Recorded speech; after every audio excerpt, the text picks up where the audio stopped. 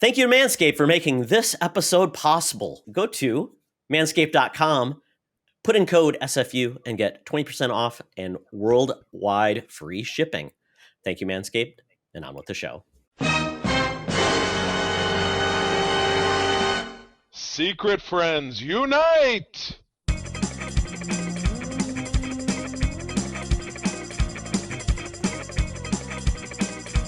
Welcome to the Secret Friends Unite podcast, episode 404. This is your guide to the geek side, and we are available on podcast services around the galaxy. You can get the Holocron Chronicles for Star Wars, the Code 47 for Star Trek. You can get all things video games with co-op mode, and SFU Prime, which you're listening and watching now, on our network feeds for all of our podcasts. Go there, leave us a review, and we'd love to hear your thoughts on the show. When you're done listening, you should just watch our shows because they're even better when you can see our faces. Go to YouTube and go to Secret Friends Unite and see all of our wonderful videos there. Leave a comment and subscribe. After that wonderful pitch to all our content, I am one of your hosts, Todd Oxtra, joined by Charlie Carden.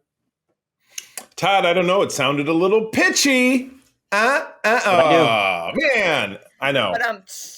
Oh, yes, exactly. Thanks, folks. I'm here all week. Try the veal. Good Sunday afternoon, morning in the Central Time. No, we're recording midday. What's going on? How are we? Sun's out. Christmas is almost upon us, sort of. I'm feeling it. Ish. I'm feeling it. Look at my background. I'm feeling it. I do. I found I have a Christmas themed sweater and a couple Christmas themed T-shirts that are geek related that I will wear starting next week. I thought, you know what, I have 3 and I'll pace them out between now and the holidays. So this week you get Michigan, a real American state. One of 50 of them. One of 50 of them. Number one in your hearts. Collect them all. Yes. Battery sold separately. Yes. We are joined by a returning Secret Friends member. That is Miss Kelly Gettner. How are you? Doing well. Thank you for having me back. I'm surprised you invited me back after last time. Oh, after the man trap? After the man trap.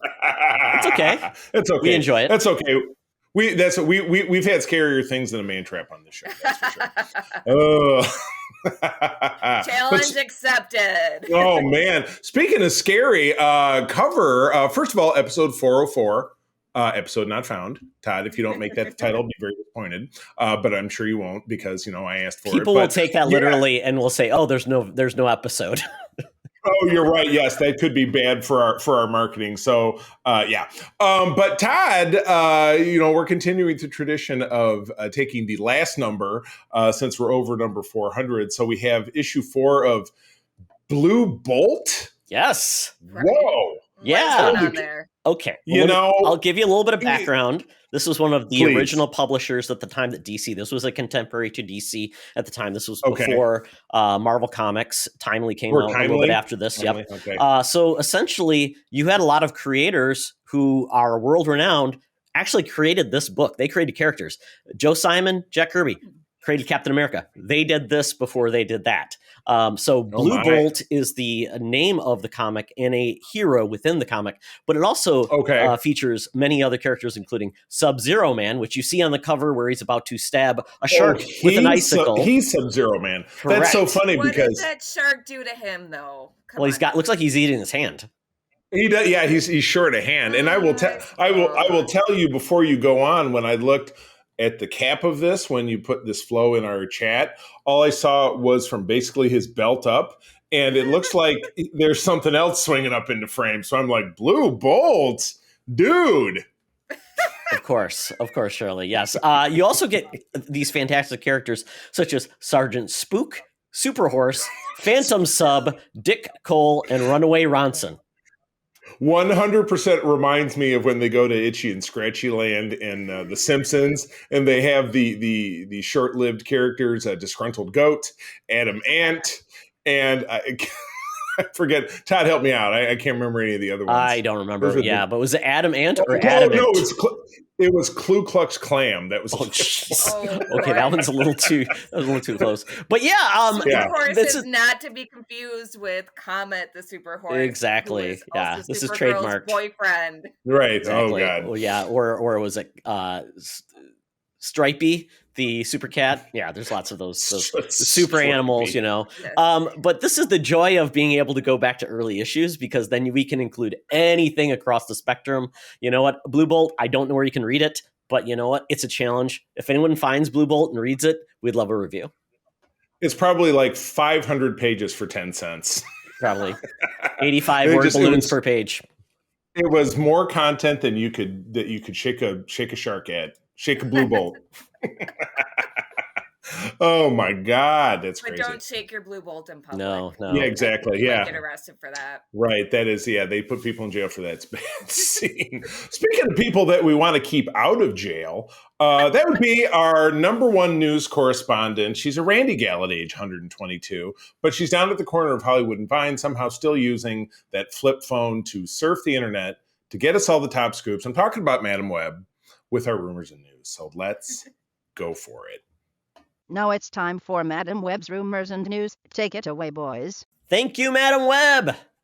Speaking of jail, I believe after your 5-year stint in Old Lady Penitentiary number 22 in Schenectady, New York, you turned a page. I believe that Shawshank Redemption actually is based on Madam Webb, but it was really more about more shanking than feel good, like making people feel happy and celebrating prisoners who were done wrong. It was really Madam Webb just shanking people in jail. So that's how she became the top bird in the jail. That's the shank of the Shawshank. Stab.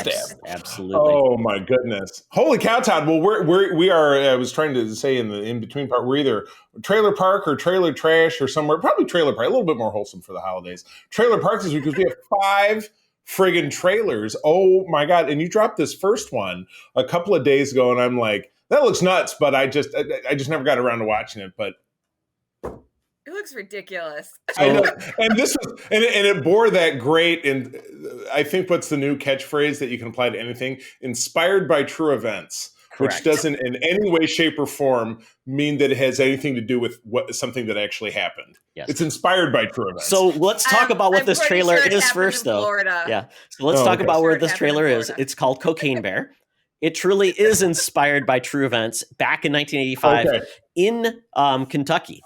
So this is where it takes place. This story is crazy. I looked up a lot of things about this story just because it's kind of crazy because of all the people involved. And the fact is, you can visit the Cocaine Bear in Kentucky at the Kentucky Fun Mall. I put a trailer out there. It's fantastic. Waylon Jennings apparently bought the Cocaine Bear, the stuffed Cocaine Bear, and it eventually landed at this mall. So it is dead. I didn't catch. Oh yes, it's dead. This happened. This all happened in like the early '80s, like '85. So mid '80s. I don't know how long bears live. They could be, like there could be old grandma. There could be an old bear's home. I don't know. No, I don't think they let the Cocaine Bear lived after his antics. I didn't tell him to bear jail. We can rehab you. You get you on a nice rehab program. Get the cocaine out of your system. But going on to this is essentially inspired by true events, like Charlie said. A crap ton of cocaine was essentially dropped over Kentucky out of an airplane. Something went wrong for that to even happen. So crazy. And this bear discovered it and decided it was worth to eat because cocaine smells tasty. good. I don't know. Bears aren't the smartest animals in the world. Smells like chicken. And I don't know, because it sounds like the bear had fun. well, apparently this is Georgia, but Kentucky is actually where the Cocaine Bear is. So it's in the South. And it's essentially just a tale about this bear going on a rampage and all of the crazy things that ensued. And they decided to do more of a like tongue-in-cheek jokey version, which I think is great. Elizabeth Banks directs this.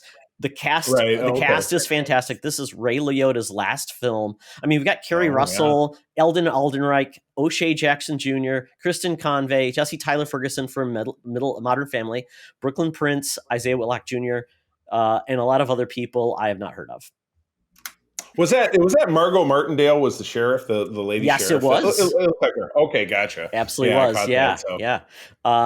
This is going to be great. And Elizabeth Banks has actually directed quite a few things, including Charlie's Angels, Pitch Perfect 2. Yeah, all those and Pitch Perfect movies, the funny part is the screenplay is written by the babysitter killer queen.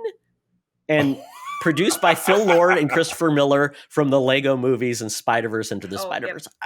Well, it was funny because we were just talking about Ehrenreich in the run-up because he was the younger Han Solo in the Solo movie, which was originally directed by Lord Miller before they got shit canned by Kathy Apparently Kennedy liked a lot better than Lucasfilm. hanging out with Ron Howard. Ron Howard's not making a I cocaine guess. bear.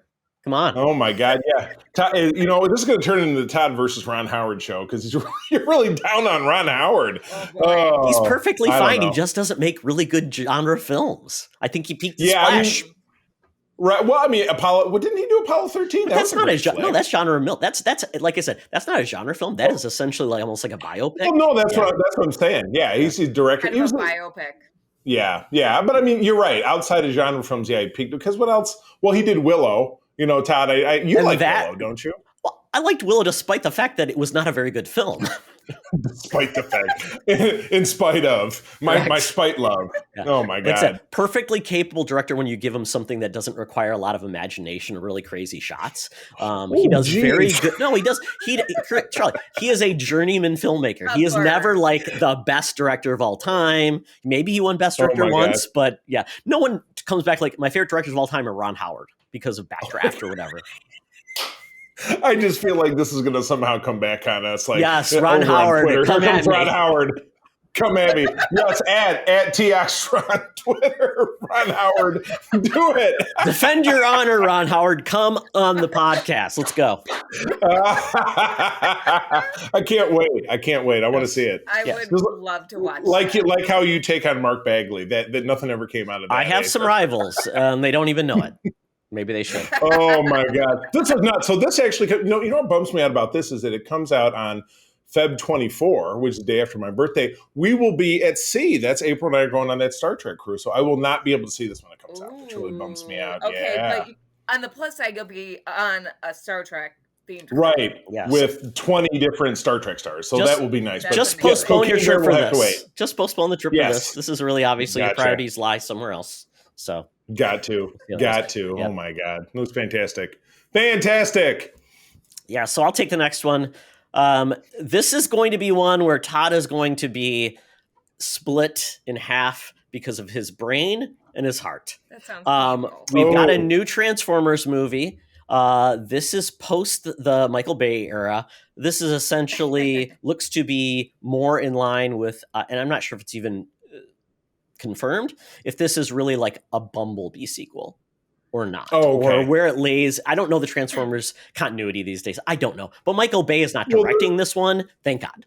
The Bumblebee was set in the 80s, so Correct. this appears to be a little bit more modern times. It does, yeah. So it could be. And Bumblebee, wasn't he a bug in that car, but in this he's a Camaro or something? Or did that happen to that movie? I Yeah, can't he was a remember now. bug in Bumblebee, and so I really don't know what's canon, what's not. I really don't care. I just want it to be good. But this is Transformers: Rise of the Beasts. Essentially, it does say that Yeah. Transformers are well known to the populace of Earth. So yes, this would mean it's basically in modern times.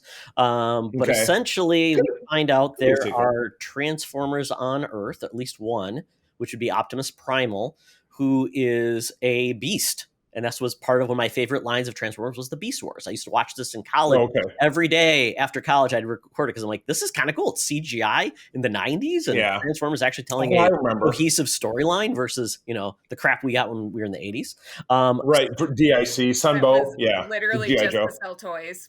Yeah. And G.I. Joe was no better. Like I said, Todd, I've gone back and watched the 80s G.I. Joe cartoon just in the last few years. And not only does the animation not hold up, but the storylines are kind of like, Yeah. okay. It works when you're 9, but as an adult, you're like, okay. Yes, the most colorful village people looking military unit you'll ever see, G.I. Joe, as much as I love them. Yeah. And so this is pretty cool because Peter Cullen's coming back once again for Optimus Prime, which is like that man probably should get some AI voice recording done because he's old. It's like James Earl Jones But finally Optimus hung Prime up his was played cape. by Ron Perlman, which is great. I love Ron Perlman. He's awesome. Oh, nice. Yes, Totally. Ron Yeah, Perlman and this is Yeah. directed by Stephen Capel Jr. Don't know what else he has done, but this hopefully will be good. and everything I've seen from design elements, like RC, one of the female Transformers, she actually looks like she should look versus like having like daggers Right. and weird things bolted on their faces, which make them look dumb. Right. Yeah. Yeah, that was. And so what was the name of that character again? Because she was from the '86 Transformers movie. RC. Wasn't she? RC. Okay, gotcha. So, and wasn't it was it who was the male counterpart to her in the movie? Was it Rodimus Prime? Was the younger, Hot Rod became Rodimus Hot Prime. Rod. There you go. Yeah. You got there you go. The okay. mantle of but leadership. That's not part of this. Yes. And they have Optimus Prime himself, because you see him transformed and he looks like that G1 toy, and even transformed he looks like the G1 toy, which is great because the Bayformers movies, it was like, how pointed can we make the metal look, and how can we and how could, what kind of offensive racial stereotypes can we squeeze into this movie? I mean, that was the I never made it past the first one. How hot is Megan Fox? And right, she set the screen on fire. There was no sexy lady shown in this. All we saw was like a guy. So that's probably a good thing. You don't want it to be like we're just leering at Megan Fox because Michael Bay apparently thought it was like, that's how you get people in the seats. Yes, also, but the behind the scenes of big how time. Michael Bay was towards Megan Fox, like, ugh. Yeah, it really reminds me of, people go to war. Todd hates Ron Howard. I hate Jim Cameron and Avatar. And I've always heard, I just listened to a podcast this week about the making of The Abyss and the absolutely horrendous ways that he treated that, and people who almost drowned and died. And, one of the actors, I think Ed Harris punched him in the face at one point because he's such an asshole. I mean, yeah. Yeah, so we'll see how this goes. Everybody knows Jim Cameron's a big jerk. I don't think that's a thing. It's like, but you know what? We've always said, we don't see his films because of the director. You see it typically because of what's on the screen, and people like it. So Michael Bay's the same way. He seems to be kind of a weird guy, but his films make a ton of money, but they're not good generically. I mean, I don't know. They're popcorn. Yeah, exactly. Yeah, big time. Yeah, so this will be this is pretty. Yeah, exactly. Cool guys walk away from explosions. So I assume, and I don't remember from the tag at the end, this is a summertime film. I assume. I think we talked about the landscape for next summer being this plus the two of the other trailers we're going to talk about for kind of what's going to be the hotness next summer. So. This will put butts in seats without Megan Fox's butt, I would assume. Yeah. She's not gonna come back. Yeah, I mean, the Transformers were famous for like they spiked and were the hugest thing in the world, and like that last Transformers movie before Bumblebee, they just crashed. And Bumblebee did okay, didn't set the world on fire. So I was worried about when we go back to the franchise. But it was a fun film, and so maybe this will kind of continue that trend. So that's cool. All right, well, moving on. This is the thing I have feared since they talked about it. Indiana Jones #5. So there was a big expo in, was it Singapore, the CPX or whatever it was? That's South America, Brazil, I believe. South America, okay. And I don't remember, but yeah, they did. Disney did present this trailer. Indiana Jones 5 is going to be the Dial of Destiny. We found out a couple of weeks ago. The setting is 1969, summertime, during the moon landing, which would be June. It looks like New York City is the setting, but Indy is reconnecting with Nazis who are in exile in Argentina. And he's, going after this MacGuffin, which is called the Dial of Destiny. They show it a couple of different times. We get an opening sequence, which we knew was going to have a de-aged Harrison Ford that is set during World War II. If you remember from the last Indiana Jones movie, Indy did talk about the fact that he was in OSS during World War II. Colonel Jones was his rank, so he was quite high-ranking and did a bunch of missions, and this was obviously one of them. And then we flash forward to present day where he's in looking his normal age. And Todd, you and I talked about this in a previous episode. We all know Harrison Ford is 80, 81. Indiana Jones, always easy to keep track of his age because the character was born in 1899. So whatever year it is, you just add one. So he's 70 in this movie. So doesn't look like they did any 10 years of de-aging on him, but that's fine. But yeah, we're introduced to some of the other cast members. Phoebe Waller-Bridge, who is going to be his goddaughter, and he says so on screen. We see John Rhys-Davies back as Sala, who also looks super old, which is good because they shouldn't be just de-aging everybody throughout the whole movie. Right. This trailer has definitely turned me around about this film. I was terrified that it was going to be like, oh God, old man Indiana Jones, but they're staying faithful to the fact that he's an older dude. but he's still punching Nazis. So So good. you know, since I was 5 years old and didn't know what a Nazi was, seeing Harrison Ford beat the shit out of him on screen in my favorite movie of all time, Raiders of the Lost Ark, will always make me happy. So I'm anticipating I'm going to love this film, even though not directed by Spielberg, directed by James Mangold, who gave us more than one of the Wolverine movies. Did he do Logan, and did he also do one of the other ones, Todd? Am I misremembering? Good question. I think he. Didn't he I don't do think he did the the Wolverine. 2013 I don't know if he Wolverine? did the Wolverine. Okay.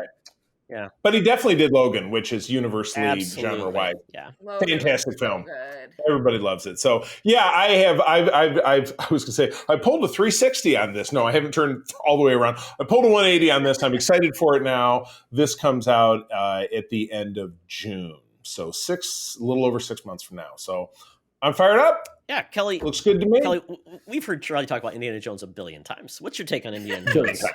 Billion times. So I love the original movies. I refuse to acknowledge Kingdom of the Crystal Skull like most people. Understood. Yeah. And with this one, I was kind of like, do we really need another one? But seeing the trailer, I'm excited. Totally. I'm like, yeah, we do. We do. Let's give Harrison Ford one last outing as Indiana Jones to end it right. Right. Because I'm pretty sure he's not going to do another Indiana Jones movie. I think he's come right out and said, even though we now know that Disney's like, and now we're going to do a Indiana Jones show, but it's not going to be him. Or it's not going to be him in some major capacity. I'm guessing he's passing the torch to his goddaughter, which would make sense. Yeah. They're not bringing back Shia LaBeouf, that's for sure, who was his son in the last movie. Because, talk about a toxic Hollywood personality. Yikes. Oh, touch him with don't want to touch him with a 10-meter cattle prod. Forget about that. No. Yeah. No. It's going to be interesting because does Indiana Jones work in like 1975? Does Indiana Jones does that premise work? Versus I'm so curious. Yeah, because if it's passed along here, we're gonna get stuff in the 70s and 80s, and it's hard to find like undiscovered things in more modern times, and that's kind of what Indiana Jones about this. This is more of like so apparently the reason why Nazis are involved, because Nazis apparently like old ex-German scientists were brought into the US space program. So that's kind of how Nazis are getting involved, and obviously we know Nazis were kind of dispersed, they traveled. So this may be their thought of like, there's a movie called Iron Sky, which was pointed out to Charlie, which I think I brought up before. But basically, it's the Nazis go out to space and basically go to the moon and make basically a base, and then they create a force that's going to take over the world. I don't think they're going to go that way, but you know, it's the Nazis. Space Force. The Nazis could do anything if they wanted to, I guess. Right. So I thought that movie was. I'm confusing it with the other one. Was Nazis frozen in ice and they come back and they're zombies? That's another one. That's Blood. I mean, that's a different Final Frontier. The Nazis. Frozen wasteland, and so Nazis in space. So I mean, and that's funny because Nazis in the science program is a parallel to, speaking of Disney, of the Hydra and Shield and Captain America and the Winter Soldier, which is in my top 3 of MCU films. You know what I mean? So I'm glad to see they're doing something. But Todd, you're right. It's how much more can we dig and maybe this is like, okay, well, 1969 is the end of the threshold. What's a show going to look like? I mean, is it going to be a prequel? Is it going to go forward and be about Phoebe Waller-Bridge? I don't know. Will this be the success and that will be a mistake? Who knows? Yeah, well, we'll have to see, because how much more story can they tell and how much more can they dig? Right. Yeah. Gotcha. And Indiana Jones is good at digging. Yeah, it's funny because we had that big gap where Lucas wasn't doing anything. Like, it's like he decided, like, I've got more money than I want. I don't want to work. And then it's like, well, he was, I know ostensibly he was, he was raising his kids or whatever, and that was his deal, which is awesome. Everybody should be able to do that, but, But then he came back and we got the prequels. Well, we got this Crystal Skull. So essentially, it's like he lost the ability to understand what is good cinema at that point. So he just turned into, I think it's good, so that means it is good because I'm a millionaire. I would argue that he lost some of the people who helped doctor his script. You think? You mean like his ex-wife, who was his ex-wife editor? basically told him. His ex-wife and Carrie Fisher. Yep. So like, George, you can't do that crap because it's not very good. You're fired. He fired his wife by divorcing her. He was like, I don't have to listen to anybody. I'm George fucking Lucas. Yeah, and it didn't work out that well for him. No. Yeah, But that's no kidding. okay. Oh boy. Well, That's okay. you know what? He's got his $4 billion from Disney, so I'm sure he's not really concerned what we Yeah. think. No, I don't If I think was to so. hazard a But guess. it is funny because I haven't heard anything about Lucas really be heavily involved in this either. Like, so that's interesting because Oh, right. this is That's his right, 'cause baby. Yeah. Right. Yeah. He and Spielberg, the story very famously is that George was all stressed out in 77 in May when Star Wars was about to come out. So he and Lucas, who's like his BFF, were like, dude, I can't be in LA for this movie coming. I'm freaking out. So they took a little dude's holiday to Hawaii, hung out on the beach, awesome. and then they broke the story concept for Indiana Jones in 1977. Dang. So, which is awesome. So, yeah. Yeah. Interesting. Cooperation, doing a project together, which is pretty cool. So, Right. wish you'd have had other people that kind of like had tempered his, Lucas, did great as a conceptual artist and designer, created ILM, great, just a mindset of what he could come up with and Vision, scope. Yeah, exactly. But the executional piece of the direction, things Right. like that, and actually scripting, not as strong suit. Right. There's not one mastermind who is the jack of all trades. It's sort of the, I can get a touch of this, and I have this great idea for how a ship looks and how it flies, and he created the motion control camera with ILM. But yeah, when you look at I don't like sand because it's sandy line from episode 2, you know that maybe that's just not really where he's at creatively, No. is being a screen, doing scripting. Yep, absolutely. Oh, well. Next trailer that got dropped from the same comic con in South America was we got Guardians of the Galaxy Volume 3, and this trailer was awesome. Definitely more darker than we've truly gotten. And we've got, For sure. Oh my goodness, the song, apparently because of the Zune being introduced, we're now in the 90s in the music for Guardians of the Galaxy. Space Hog, which I know that was a particular favorite of our third founding secret friend, John Sear, who's one of our best buddies. He loved that song, Space Hog. He was excited about that in our group chat, I know. Good song. And also, oh crap, someone's gonna die. Yeah. Someone's are gonna die. There was a lot of bad juju and shading around this. So Todd, I think what people are talking about the most, and it's spun off from the Guardians holiday special, is Swole Groot. Am I right or am I wrong? Right. Well, he's so wide, and he looks like Vin Diesel. Did you know that Vin Diesel mocapped him? That's why. They needed a big suit. He's taking space 1/4 light year at a time. That's right. Yeah. Fast 10-year seatbelts. So this is Groot in only the fact that this is a part of Groot that was grown up to make a new Groot. So we're not going to get the same Groot ever again. I don't think it's going to be Groot's going to come back in a different format. And this is like Groot. I'm 20 in my 20s. I'm working out, having a good time. We saw the weird, odd tween years, which were kind of gross. I didn't like it. Was a twig. Yeah, I didn't like the teen version, so I'm fine with it. I mean, it's Groot being Groot. I mean, we'll probably get old man Groot. I don't know the Groot we first saw. I don't know how old that Groot was. Maybe he's mature. He gets leaner, taller. I don't know. Right. I think old man Groot. Todd, I got a better name for him. He's going to be Firewood Groot. Because he's chop him up, put him in the fireplace. No, I know that would be sad. No. Now here's a Groot question, which is probably easily answered because in the first movie they took a twig and they had to plant it in a pot, and that's the only way a Groot becomes sentient, because otherwise it's just twigs laying around, right? Because remember, that's how they survived the crash and everything in Guardians 1. Is Groot grew around him, he turned into a ball, but it killed him. But they saved a sproutling and they planted it, and that's when he did the Jackson 5. That's essentially that's like horticulture 101. You get a graft from a tree and make another tree.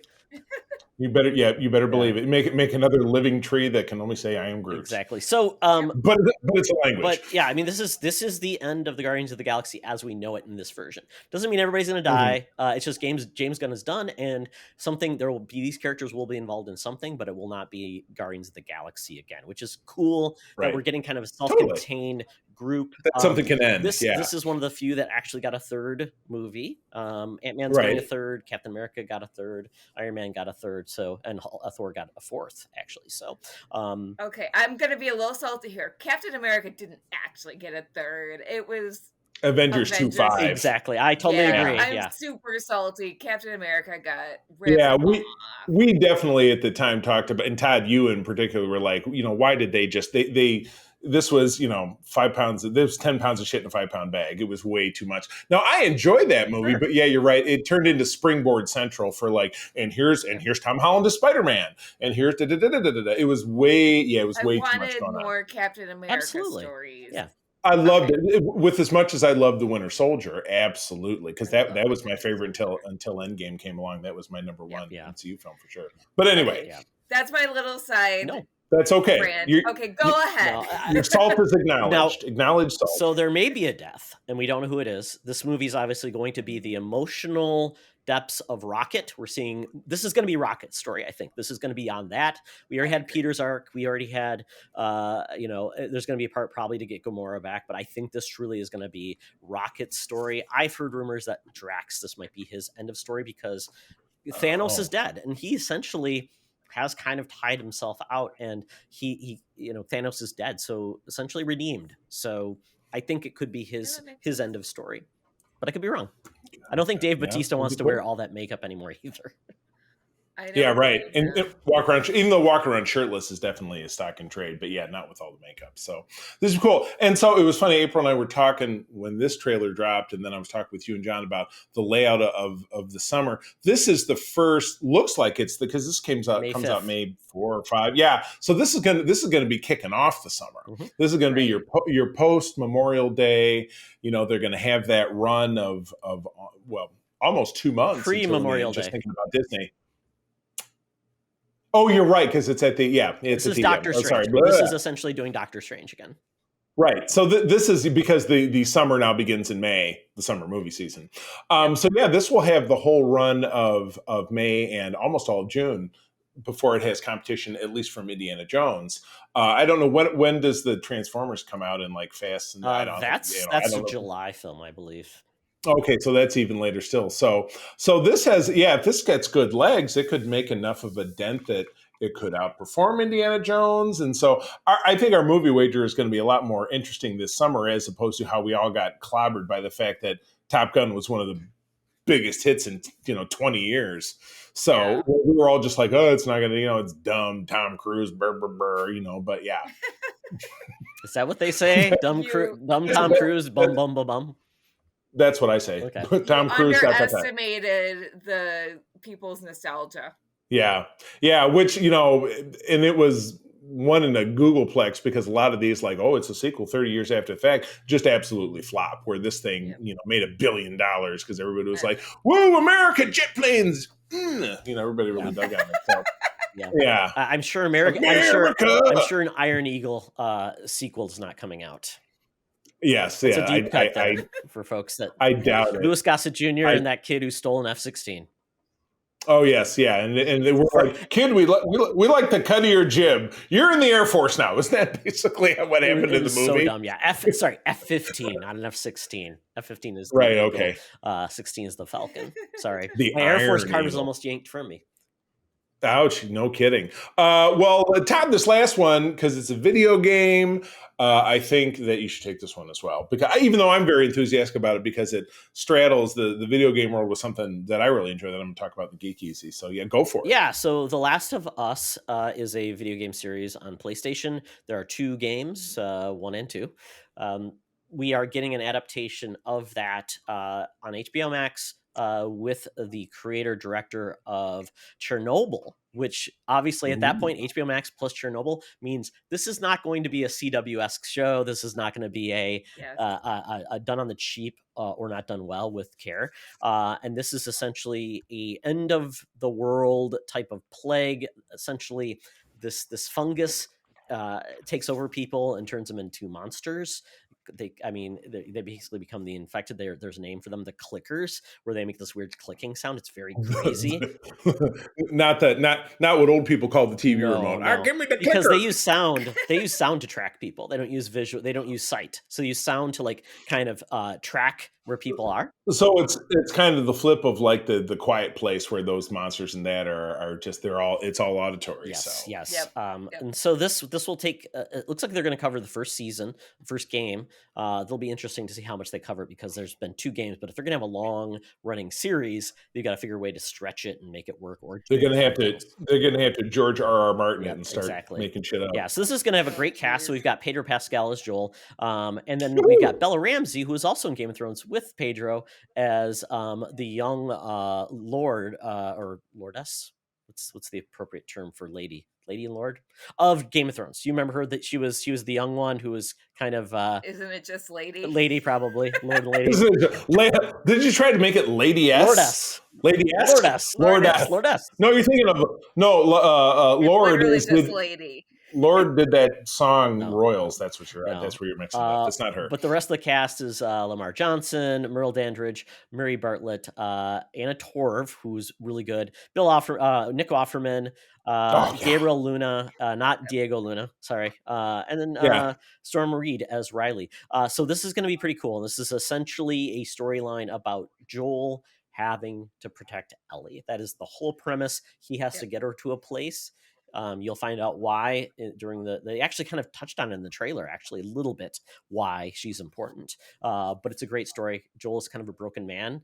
And this is the story of the game is really his ability to open up and feel again after losing so much because of the cuts. So, and Charlie, you played a little bit, but basically they're going to probably replicate the opening of that game, which to me, April did, so I watched her do it. So but would you? So I'm sorry. And what is the character's name again? Joel and Ellie are the 2 main characters. Okay, so how would you compare contrast Joel to like a Rick Grimes? Is it the same kind of thing? He's a man on a mission. Kind of, he starts out one way, but then, look at Rick Grimes' transformation. Like, I'm a good guy sheriff. And at the end, he's biting the guy's throat out if he's, who's going to kill his son. No, Joel is essentially a good guy before everything goes down. And actually, he becomes a very bad guy. And so, essentially, he is not like heroic at all. That's why his reason to do what he's doing and to protect Ellie it's selfish, and it's not to just be a nice guy. So that's where it's totally opposite. So this is more of a redemption tale for him than he's continuing to be a heroic character. And he wasn't a superhero or anything. He just is a guy. So he's a little bit more like Negan is in The Walking Dead, because if you follow that show through the end, he was the big bad. He was taken down, and then the last half of the show, the last quarter of the show, you watch him evolve into someone who's on the side of right and trying to do right and redeem himself. So that sounds kind of Joel's not creating a complex and creating people that do horrible things. Joel's just a loner who essentially just trying to survive. He's a very selfish loner. Goes from there. So Kelly, I feel like you're familiar with this franchise. Yes, a little bit. So I haven't played it, but I am familiar a little bit with the franchise because obviously it's everywhere. Right. And the trailer looks amazing. I would say Joel is almost more like Wolverine before he finds the X-Men. Oh, okay. Or like Wolverine and Logan. Yeah.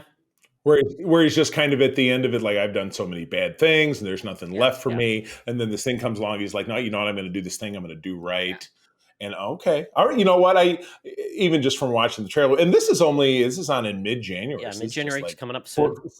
6 weeks away. So yeah, I'm excited by this. And I said to April, are you going to go back and play the game? And maybe I'll try the game out. So I always teeter on the brink with game stuff. You know what I mean? I love my Lego games, but then with other stuff, I'm like, it just doesn't grab me. So who knows? And it's a one-player game, so it's not like April and I could sit down and play it together. But yeah, maybe I give it a crack. Yeah. But I think this looks amazing. This is, I assume, a 10 episode deal, just like most everything is these days. Yeah, because most video games, I think the first game was about 20 hours of content, and it wasn't just shooting and stuff. It had lots of dialogue, lots of storytelling. So I could see how they could easily make that into a season that's 10 hours. Right. That's 10 episodes long. Yeah, gotcha. 10 hours or 10 hours to capture a 20-hour game. So yeah, cutting out the fat. So well, cool. Yeah, boy, what a crazy news segment we had. Just all trailers. I think it's been a while since we've had that. So, but anyway, before we move on, got to keep the lights on.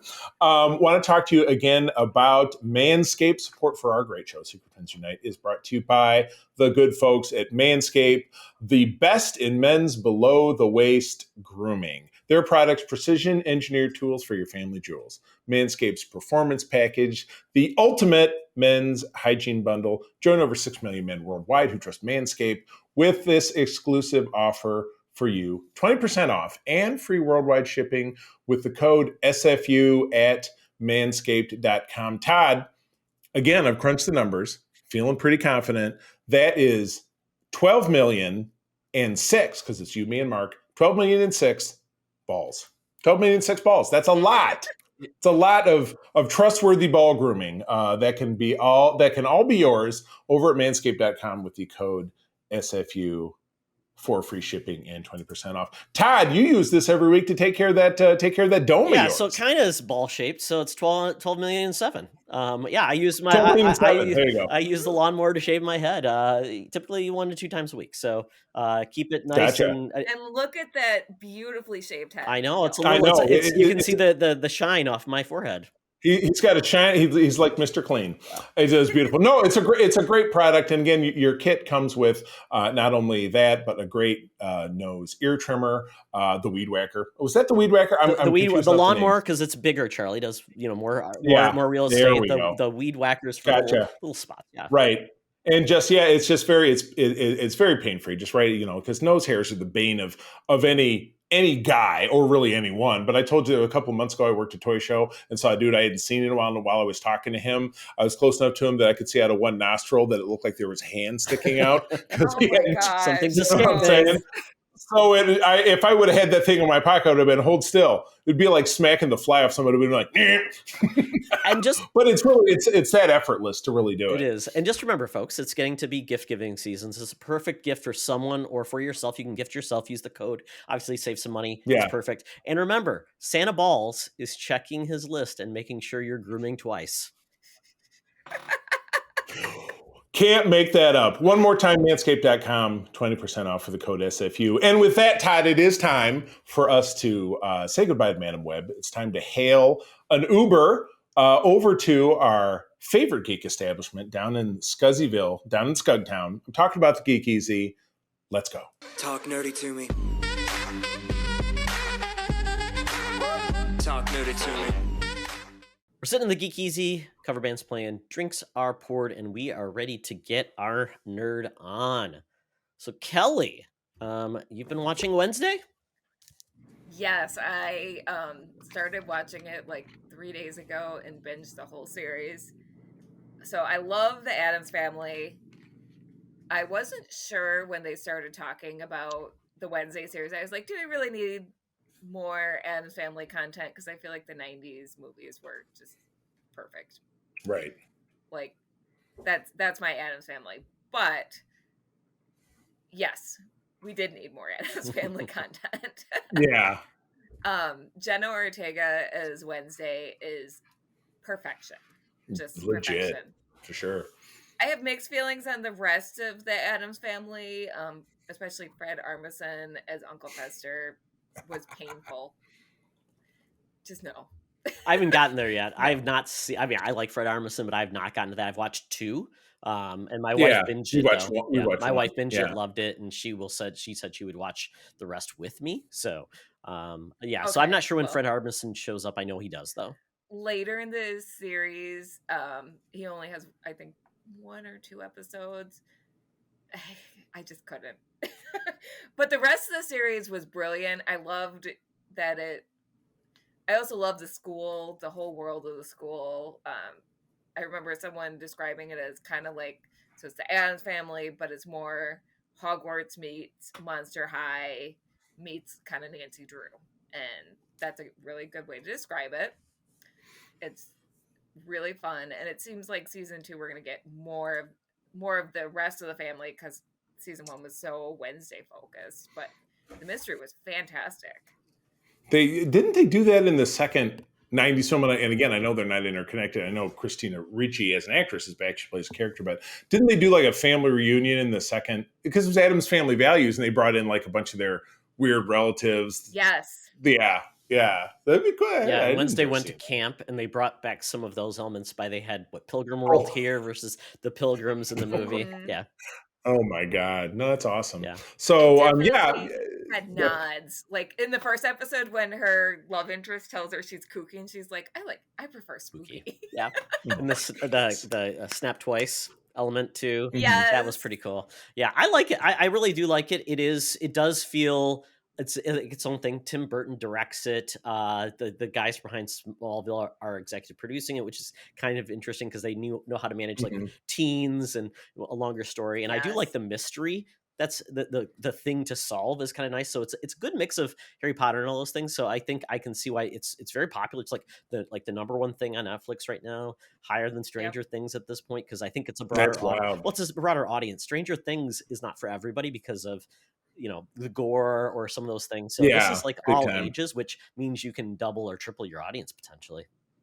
Yeah, big time. Yeah. We will go back. We've gotten caught up in the thing I'm going to talk about, but I think eventually we'll circle it. So, and watching that, there's a second season of that show about and it's on HBO Max about the Nexium cult, the guy who was the crazy cult sex leader guy. The one? Oh my God! Speaking of Smallville, oh yeah, Chloe, don't go in there. Yeah, and Chloe and poor Callie from BSG, who the two of them ended up getting married as a marriage scam that related to this. And I didn't want to. I didn't know about that part. Wow, it's everybody. Yeah, exactly. No, it's terrible. Oh my goodness! That Nexium cult thing is real. It's actually really sad because absolutely they preyed on the insecurities of so many people. Like, yes, they're actresses in Hollywood, but Hollywood makes their actresses very insecure. Right. Yeah, because what they do is so transitory. You got to look a certain way, talk a certain way, whatever it is. So yeah, and of course preying on insecurities is how cult leaders do it. That's cult leader 101. That's how you get big and powerful. It's from what I understood. Like they actually had a sound business, and then the leader guy just decided to go ape shit crazy and wanted to have sex with everybody. It's like if he had not gone down that path, it would have been a successful business. Yeah.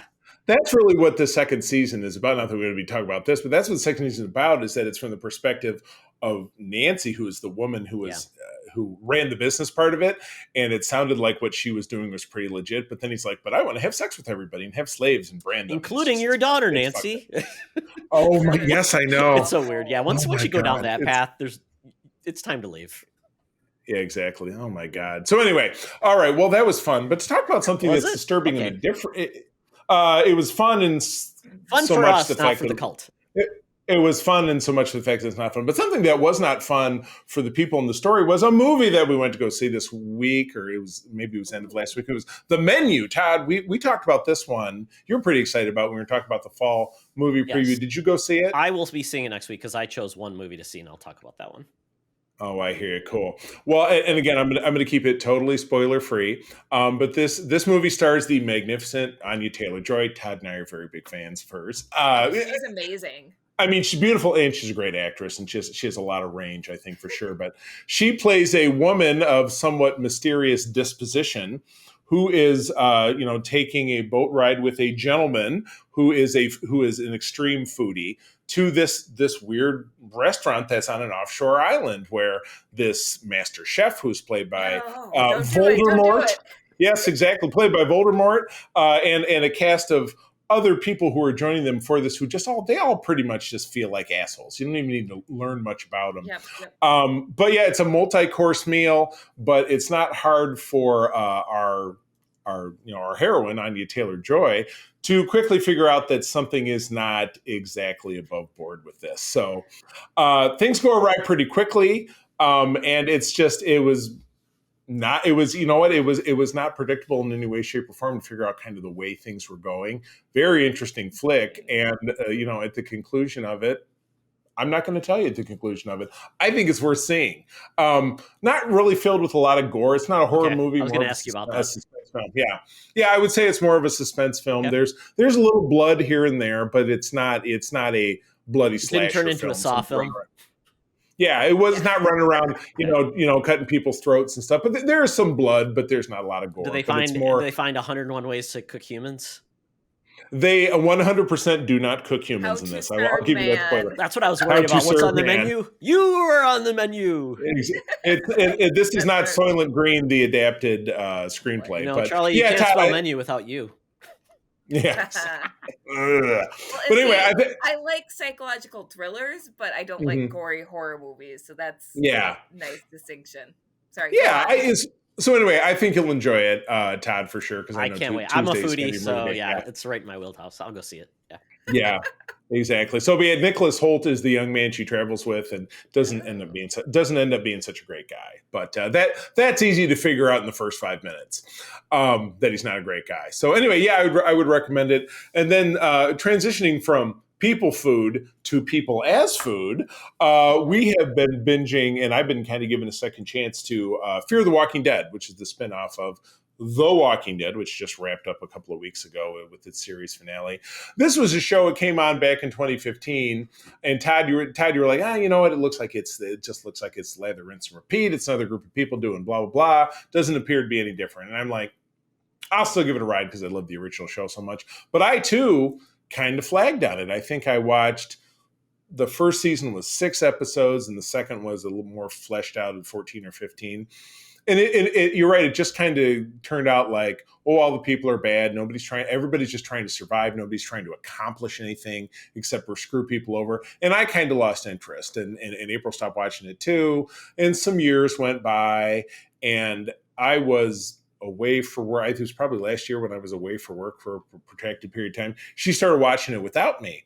And she said, it's worth coming back to. I think you would like to watch it. The show goes in different directions because starts out in LA and they go into Mexico. They come back to California, but then the bulk of it takes place Texas, Oklahoma as the show goes on. So you have a totally different setting. But what you're finding is that it sheds most all of the original cast, which you had the drug addict son. They get rid of him. You have the daughter who seems very milquetoast, who stays on the show and she becomes an absolute badass. You have the shady con man character who kind of transmogrifies. He's bad, he's good, he becomes bad again. And a lot of new characters who end up sticking around, and some surprising deaths and some surprising twists and turns. Characters from the main show, Morgan, who's Lenny James, comes on as a main character. Dwight, who's a character from the original show, comes on.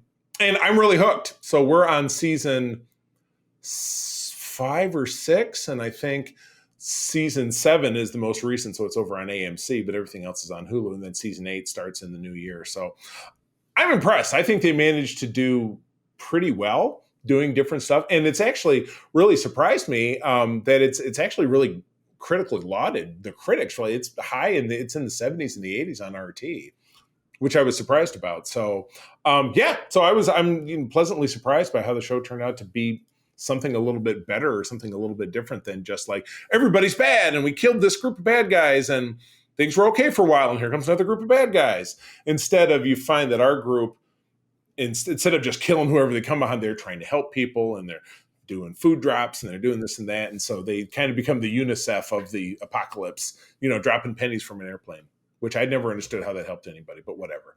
But I enjoyed the show. I'm confused about the pennies now. You're right. Yeah.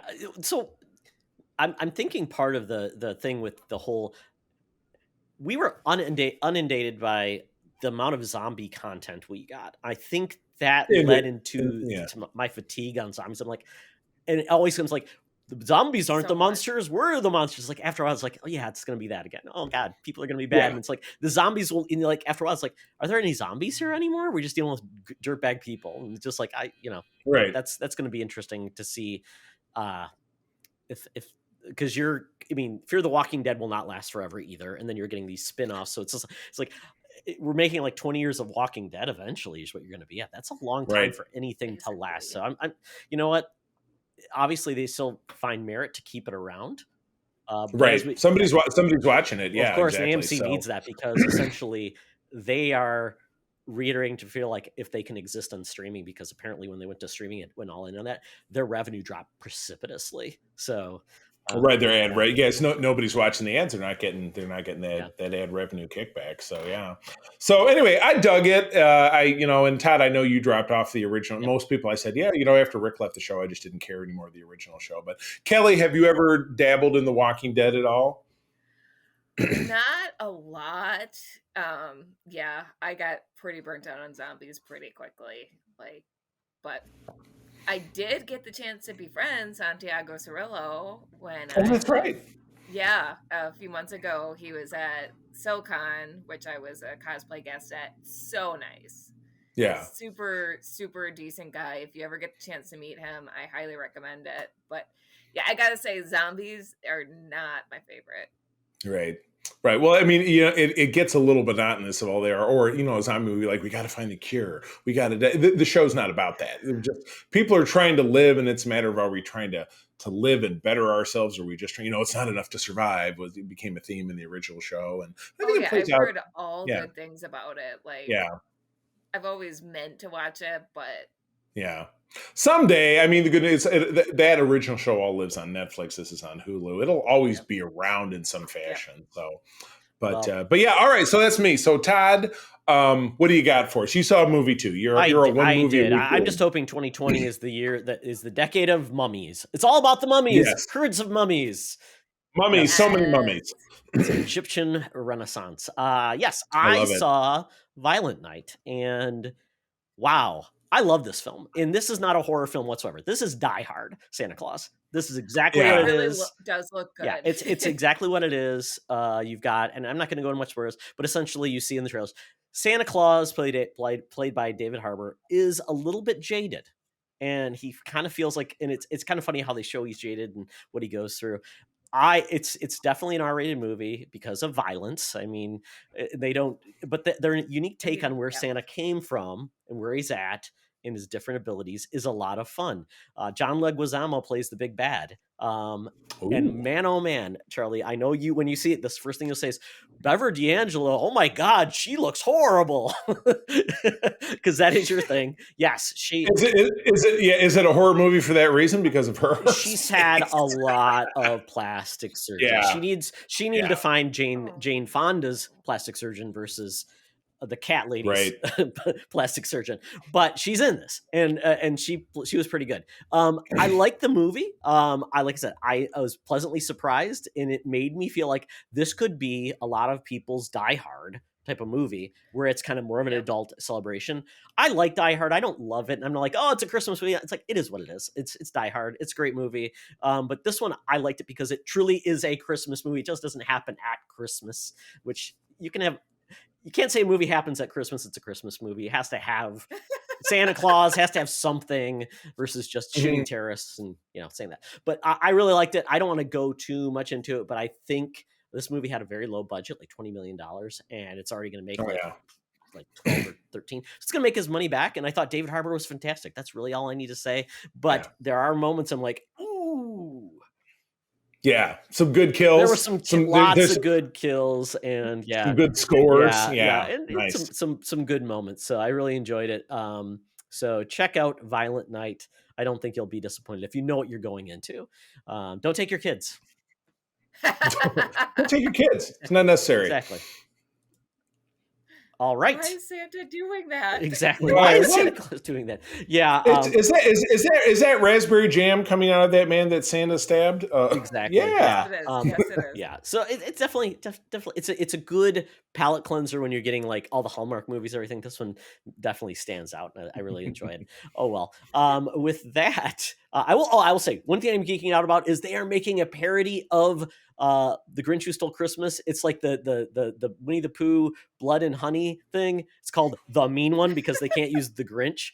It looks absolutely horrible, but they're making it. So if you want something else to watch, and it's apparently coming to theaters, so I don't know. But that was like horrible in a good way. I don't know. Good. I don't know. Goodly horrible. The verdict is out in that because you do not see the Grinch-like creature say anything at all.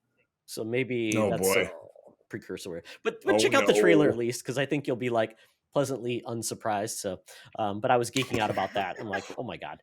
Oh well. Unpleasantly unsurprised. Exactly. Oh my goodness. Yeah. So that is it for the Geek Easy. Now it's time for us to check in with our favorite Empress of the Mutants. That's Tina, and she's waiting for us in the Thunderdome. Welcome to another edition of Thunderdome! Thank you, Tina. We're sitting in Thunderdome, where the mutants have been gathered for a topic or a game to be entertained. And this week, we're once again continuing into the holidays for the whole month of December. It's Geekmas, folks. If you don't celebrate Geekmas, there's Geekika, there's Geek Kwanzaa. Geek Kwanzaa, Geek Yeah, Anza. there's there you you go. know, Festivus for the geeks of us. Any way you want to spin it, but I'm sure you can celebrate the holidays, whatever holidays you celebrate. But this one is going to be all about the Mount Rushmore of holiday icons. We're talking about the characters of the holidays, the songs of the holidays, movies, TV, even objects. If you like, a certain food or something that when you see it, it makes you think of the holidays. So we're going to do a round robin. We'll do our first pick, the second pick, third pick, then fourth pick. We'll just go around robin and see where each of us land, and then we'll recap it for everyone at the end. And then when you're done listening to this, let us know what your Mount Rushmore holiday looks like. So with that, we'll start with our guests. Kelly, Mount Rushmore. It's iconic. It makes you think of like things that stand for something. They're etched in stone. It's forever. You can never change your mind. These are going to be set forever. So no pressure. Chiseled in. All right, Santa. Santa. All right.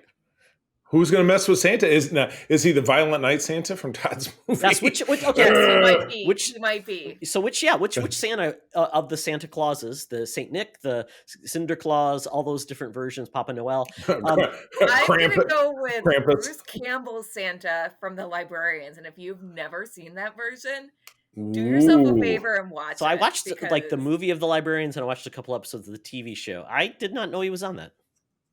Wow. He was in an early episode as Santa Claus, and actually that's kind of cheating because his Santa Claus, something happens to him and he switches between Santa personas, including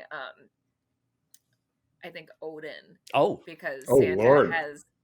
it is a really good episode. Okay. Also, yeah.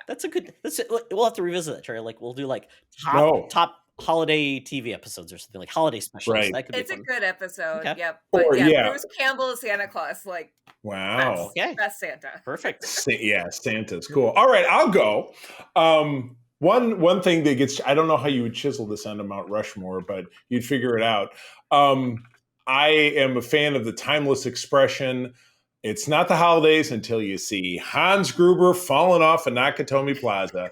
That's right. April and I kicked off holiday season last night by watching the first two movies that we typically watch, and they're kind of conjoined because they share a star that would be the late Alan Rickman. We watched Love Actually, and then we watched Die Hard, which we finished up this morning. So yes, as he plummets from that window after hanging on to Bonnie Bedelia's wrist, and our hero loosens the Rolex watch and he falls to his death. So that's Christmas to me. Well, you watched him in the right order because he got his just desserts for what he did to Emma. Yeah, you're right. No spoilers. I've not seen the movie. Oh, neither. Oh, no, that's right. Todd. Have you not seen? Todd is very proud that he hasn't seen Love Actually. I started it. And I'm like, okay, I'm not feeling it yet. I'll try to watch it. It's To be honest, you're not. Love Actually is overrated. That's my hot take. I have to disagree, and April and I love it, but the reason it stands the test of time for me is that was my first date with my ex-wife, who is really not a very nice person. So the fact that movie endures with me, that I can enjoy it 20 years later and still watch it and find value in it, and the love of Christmas and blah, blah, and all the stuff going on in that movie, I think that speaks volumes to me personally. Is it really a Christmas movie, though, or does it take place at Christmas? Totally. It's yes, because I hate the thing. Just because it takes place at Christmas, if it's like, and they're killing people, I want Santa Claus to be involved. I want reindeer. I want Christmas music. Is there any of that in it, or is it just like Christmas is the time of the season? Kill anyone in Love Actually? What? Well, no. I know. Yeah, I'm just like, it's like I said, if like Die Hard, there's not a lot of actual Christmas happening. It's a Christmas party in the background, but it's like. Yeah, I know. I know. I think if something is set at Christmas, it makes it a Christmas movie. I mean, but that's certainly a matter for protracted debate, as people have always. So I want to refine this then, Charlie. So is it Die Hard the whole movie, or is it a part of Die Hard?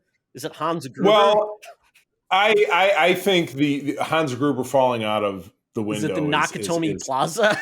We need to put something on there. We're just gonna have a DVD case.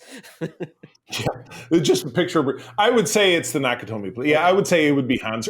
No, go with Hans Gruber. Hans Gruber. Okay, good deal. Because so we're gonna have Bruce Campbell with a Santa hat. We're gonna have Hans Gruber. Hans Gruber. Yep.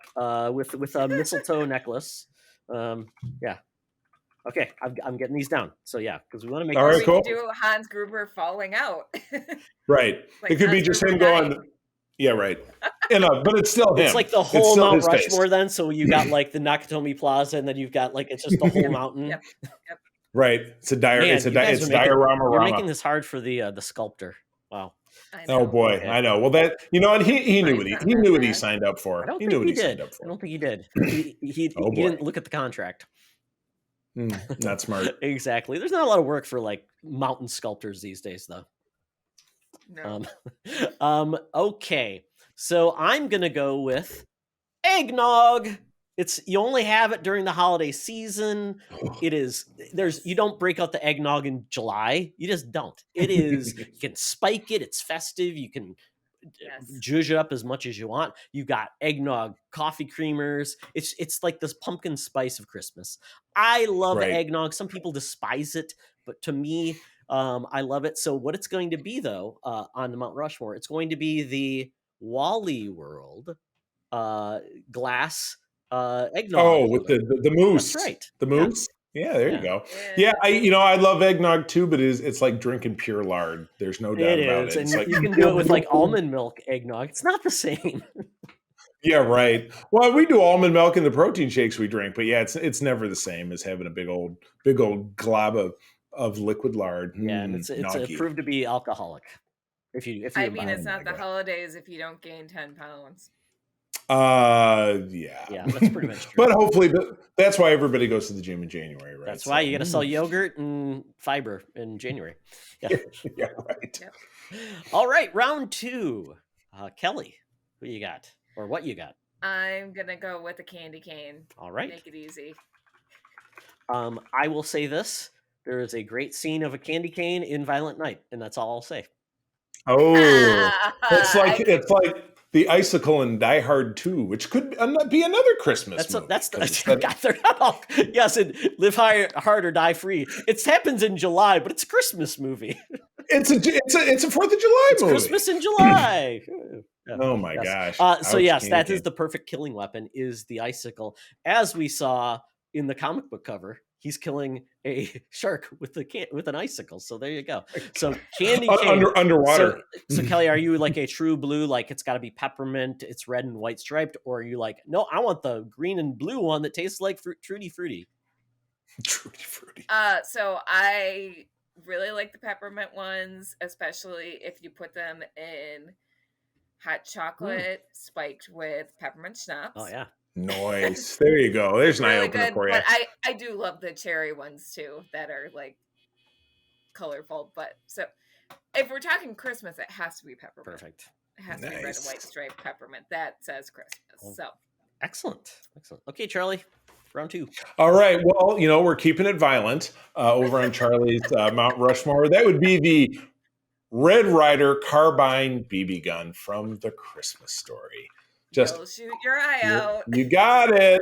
Exactly right. Yes, the 1983's Christmas classic, A Christmas Story, starring Peter Billingsley and our Scott Farkas as the villain, who does not get shot by a BB gun, but boy, he deserved it.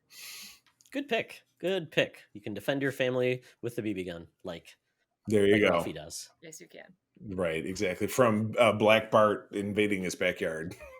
Absolutely. Okay, I'm going with the Charlie Brown Christmas tree. Oh, yes, that's a good one. I have one on the mantle over my fireplace. I just set it up today. The tree itself, and then we have a little Hallmark ornament with 4 of the characters and that tree. So I have 2 of them. One of them's just very small. Very, very nice. Okay, round 3. Kelly. All right. I'm going to go with Rudolph. Aw. Aw, I know. I'm keeping it wholesome. that's good because that's not just not where Mine I is like live. the anti-Charlie. Yes, exactly. It's Anti-Charlie. matter versus antimatter. So the stop motion Rankin Bass, Right. The with that Absolutely, that's the only one that matters. with that weird Right. little elf Hermie. Hermie. I want to be a dentist. Meh. And Wasn't that what he said? Yukon I don't know. Did I make Cornelius, that up? the Cornelius. child predator who licks his pick. Oh my god. Oh, God. Todd has just ruined Christmas for all I of didn't us. say Thank you very that, did much. I? Oh, I apologize. Oh, my God. It's not good. All right, I love it. I love Rudolph. I love those specials. They never get old. They're Yeah. so good. Exactly. And they're all never buy them during Christmas because they're always like $35 versus when you could buy them in like July, they're like $2. Yep. All right, Charlie, pick 3. My goodness.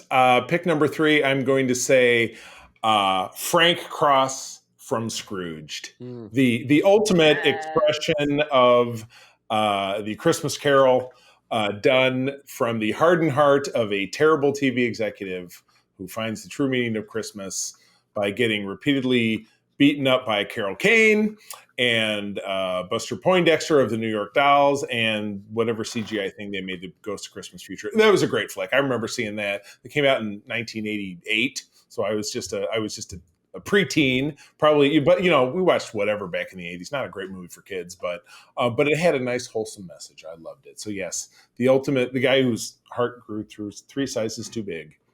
He had an arrhythmia, I guess. Very nice. Very nice.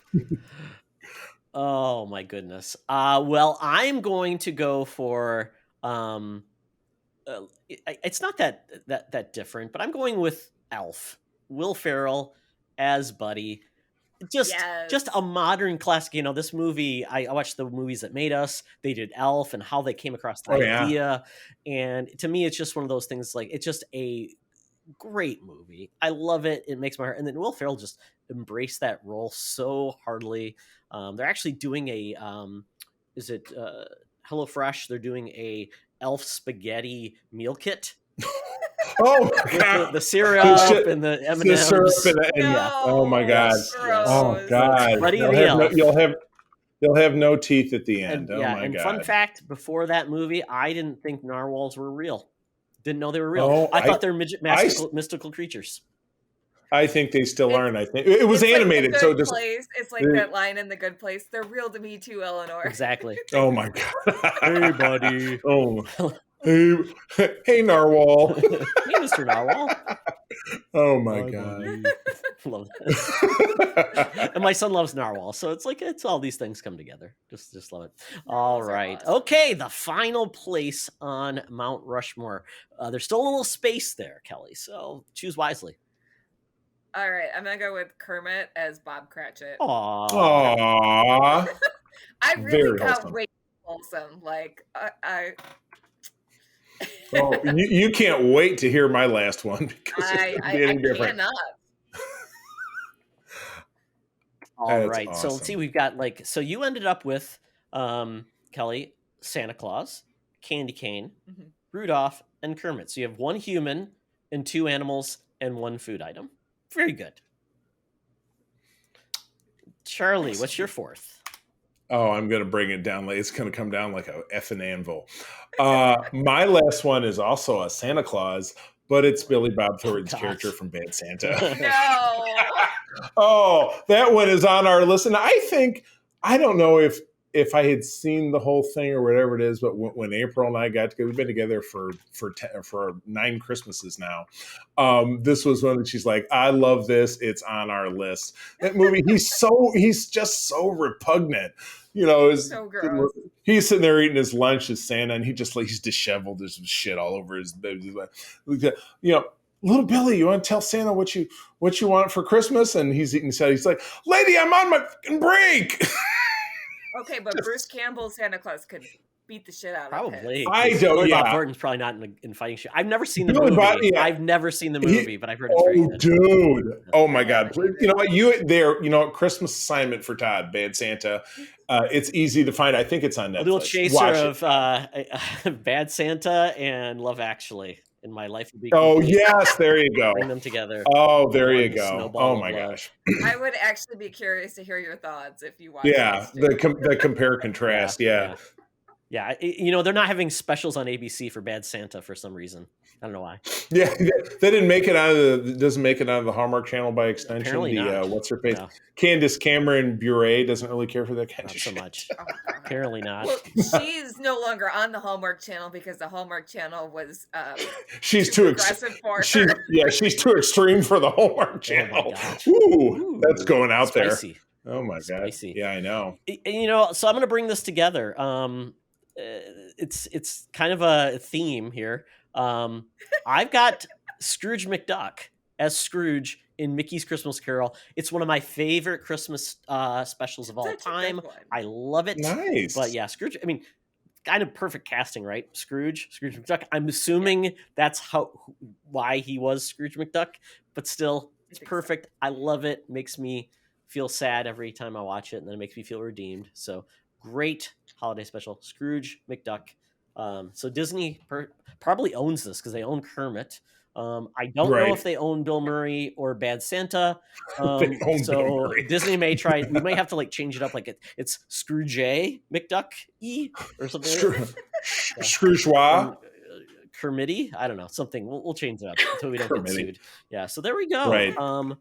We've got. I'll go through these again. So we've got Santa Claus, Bruce Campbell, Kane, Rudolph, and Kermit as Bob Cratchit for Kelly. Charlie has Die Hard, Hans Gruber falling down the Nakatomi Plaza, Red Ryder BB gun, Scrooged, played by Bill Murray, Bad Santa, played by Billy Bob Thornton. I've got Eggnog in the Wally World glass eggnog cup. I've got Charlie Brown's Christmas Tree, Buddy the Elf, and Scrooge McDuck. Scruff McDuck, as you had written in the show notes. Scruff. Scrooge McMallard. There you go. McMallard. There you go. All right. That'll save us. Well, very That'll good. save us some You know, bucks. maybe we get somebody to like mock these up if somebody's an artist and wants to make these up for us. I would Ooh. Let love us know. that. Yeah. I want it. Add us over on Twitter. Let us know if you're up for a little project. That'd be fine. I would see Hans Gruber and Billy Bob's Bad Santa. Yeah, exactly. Yeah, so let us know your picks, folks, when you're done listening to this episode. Let us know yours. We always love to hear what your takes are on that. Yes. Oh my goodness, good stuff. And with that, Todd, we're starting to wrap up the program. Kelly, ooh, it was so good to have you back. The words "man trap" barely got spoken, but I know that you have something awesome to talk to us about. So, by all means. Yes, I do. So next month, I'm going to be running a virtual convention that is free to attend. It's going to be on YouTube, Facebook, possibly Twitter. We're still working out the details on that. So it is called the Multiverse Fundraiser, and you can find more details at www.themultiversefundraiser.com. And it is a virtual convention. It's also a charity fundraiser. Every year we choose a different charity to benefit. So this year is the John Ritter Foundation for Aortic Health. And the reason the John Ritter Foundation was established is because when John Ritter passed away, he was misdiagnosed as having a heart attack when what he really had was an aortic dissection. And sadly, that's what killed him. So his wife, Amy Yazbek, established this foundation to really spread awareness and fund research into this condition. And so Amy is one of our celebrity guests. Oh, great. Yeah. We also have Armin Shimmerman. Quark. Yep. Beth Broderick from Sabrina the Teenage Witch. Oh, nice. I'm really excited about that. Cress Williams from Black Lightning. Guy Gilchrist, who, speaking of the Muppets, is a cartoonist, basically known as Jim Henson's cartoonist. So he done a lot more than the Muppets, but yeah, just very talented. Jason Bear, best known for Roswell. Victor Garber, if you don't know who Victor Garber is, he's been in so many things. Speaking of James Cameron, Titanic, he's been in Titanic, but also been on Legends of Tomorrow. He's been in Alias. We have William Catt of The Greatest American Hero. Ooh. Yeah, Amy Carrero, who is the voice of She-Ra in the Netflix version, the newer version. Brian Hull, who has lent his voice to a lot of Disney Parks projects, a lot of things. Jennifer Cody, who was Charlotte in The Princess and the Frog, and she's lent her voice to a lot of other projects. So we have a celebrity-packed lineup. Yeah, it's a great lineup. Yeah, really exciting. And then we'll also have some fan-run panels. A few of our shows on the Cereal Box Network are going to be doing panels, including Cosplay Cafe, my show. And it's, again, all for a good cause. So anyone who donates gets entered into our sweepstakes to win a prize, or win some prizes. So we've got some really cool prizes. So it's going to be a good time. It's January 20th through the 22nd. And I invite everyone to join us. Yeah, definitely. Absolutely. Yeah, we'll share links to that in our Twitter and all of our different places. And obviously, people listening to this podcast, please check it out. And they'll be in the show notes as well. So we'll just get that from you at the end, Kelly. Wonderful. Gotcha. Good deal. All right. And besides that, Kelly, where do people find you out there on the interwebs? So best place is my website, which is kellygetner.com, KELLYGUENTNER.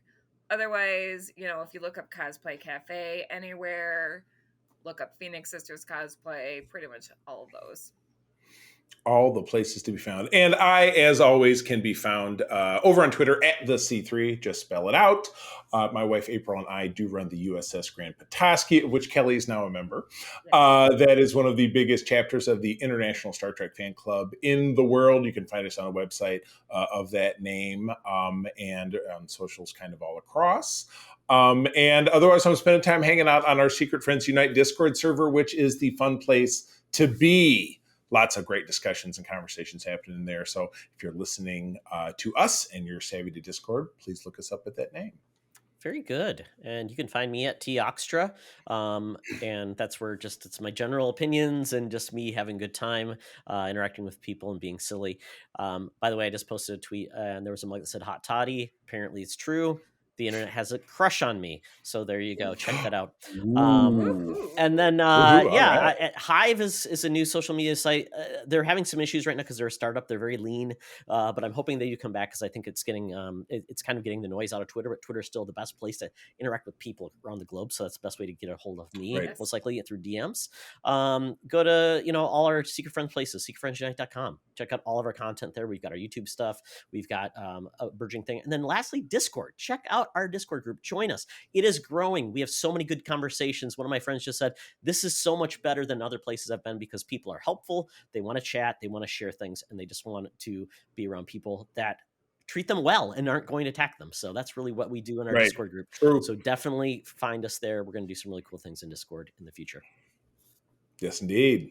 Cool. Good deal. Well, this has been a great time, Kelly. Thank you again for joining us. Thank you, everybody. Yes, you bet. Thank you, everybody, for listening. I'm going to tell you that sharing is caring and to keep on trucking. Be the hero, not the villain. In a truck. Ho, ho. Oh, no!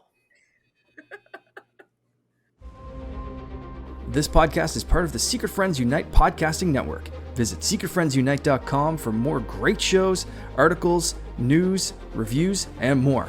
Secret Friends Unite podcasts are available on Apple, Google, Spotify, and other podcast services around the world.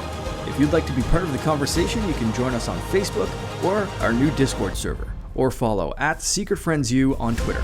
Please subscribe to Secret Friends Unite on YouTube and visit our merch store at tpublic.com. Just search Secret Friends Unite. Thanks for listening.